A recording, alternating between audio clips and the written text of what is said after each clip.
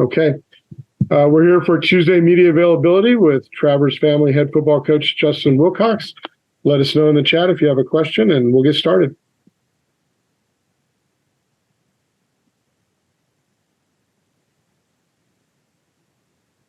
Okay, we'll go ahead and get started with Jeff Verrato from Cal Sports Report. Go ahead, Jeff. Justin, can you talk about what you feel like you got achieved in the bye week and the progress that you hope you've made? Yeah, we had a real solid week last week. We practiced Monday through Thursday. We had a workout on Friday. We also got some recruiting in late in the week for our staff. On the field, it was a combination of honing in on some things that we need to improve upon, offense, defense, and special teams, and then also continuing to use some of that available time to develop guys on our team who aren't getting as many game reps. So we spent a great deal of time on that, and then also work to get a head start on USC. Okay, we'll go ahead and other first round questions. Let us know in the chat.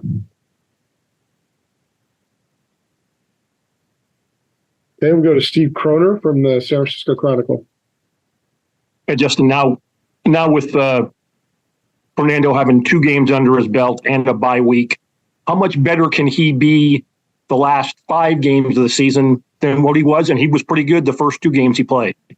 Yeah, I think he's just going to continue to get better and better. One thing Fernando has shown in a short time is the ability to learn from a mistake. And, he's the type of guy, usually you tell him one time or he experiences something one time, that he'll be able to learn from that and, not make the same mistake twice. So he's got a lot of good football in front of him. He's still obviously a very young player, but I'm very encouraged by his ability to learn and go into the game and see the game, process what the defense is doing, the decisions that he needs to make with the ball. I think he's doing a good job there, and I think he's just going to continue to get better. Okay, anybody else with an opening round question here for Coach? We'll go to Thomas Dunn from Right for California.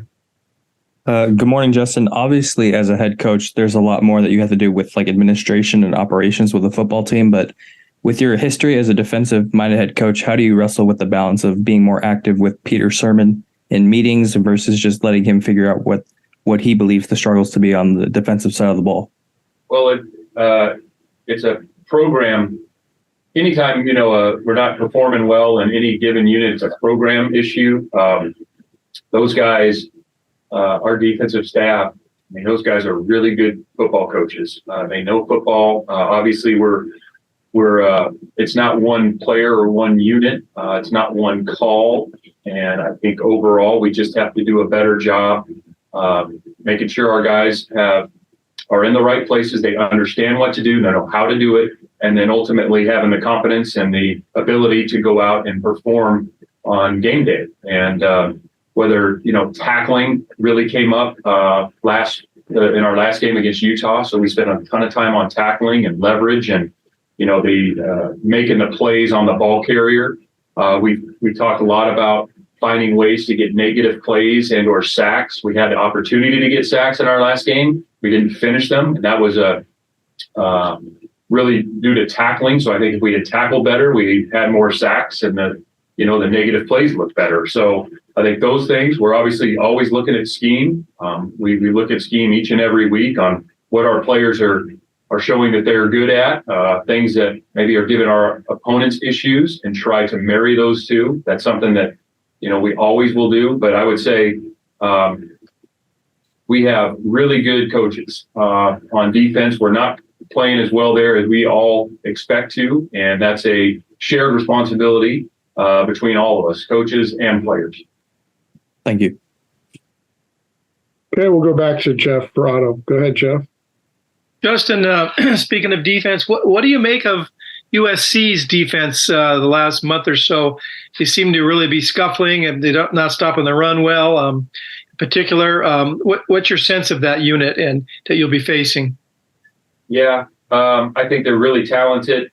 I think one thing to consider, this, all of us, like, we need to perform better on defense. You also, I think there's some credit needs to go to some of these offenses. The offenses that you're seeing are very, very gifted and talented offenses, very different than a few years ago.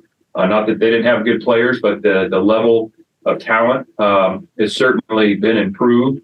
Our job is to, regardless of who we're playing, to go out and play good defense. Looking at their defense, I think they have excellent edge players. They create a lot of negative plays on their own, either sacks or tackle for loss. They have a guy inside, number 90, who's a very, very talented, gifted player. I mean, extremely talented. The safety is very, very good. So I think they got very talented players, and we're expecting them to play well. Do you think we're in an era, to some degree at least, where those 14 to 10 games are maybe mostly a thing of the past? Well, Jeff, it's hard to, I think every year things change, and it's hard to measure, compare one year to last year. The only way you know is that the two teams would play each other. And so, somebody brought this up this past week, and obviously we have to do a better job on defense. I think tackling is a major issue we have to get better at. Negative plays, one-on-one wins on the ball. We were talking about some past years, and I think it is important to also recognize, like, you're not playing the offenses from 2019. You're playing some very gifted offenses, and doesn't mean we can't go out and play well. But to compare the two, I don't know that that's realistic. And I also think, week to week, you kind of see sometimes there's a lot of times these kind of explosive games, and then once in a while you'll see a lower scoring affair for one reason or another. And when you look at these games, there's usually a handful of plays that just kind of swing it one way or the other. And we could go through ours, or you look at some others in the conference, but I think overwhelmingly the offenses are very, very talented in our conference, and it's challenging on the defenses. But as I said before, regardless of who we're playing, we need to go out and hold ourselves to the standard of what we're capable of being, and we're not quite there yet by any means. We're not there at all, and so that's what we're concerned with. Okay, we're going back to Thomas Dunn. Kyle, I didn't have anything, Kyle. Okay, we'll go back to Steve Croner.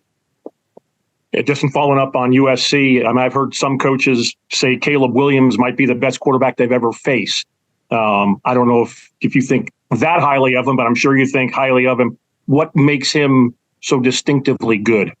Yeah, I do think that highly of him. I'm trying to think of the other ones, and Marcus Mariota, playing against him was really, really challenging. Caleb is. I didn't coach against Andrew Luck, but I know that people, spoke that way against of him. Anyway, he's really strong. Naturally a really strong guy. He's got elite arm talent, very, very accurate, and plays with great calm.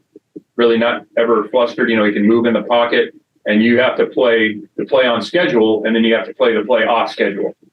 And meaning, even if the first initial read's not there, or if somebody did get some pressure and move the pocket or get him out of the pocket, now you have a different play you have to defend, the second half of it. And so he's, that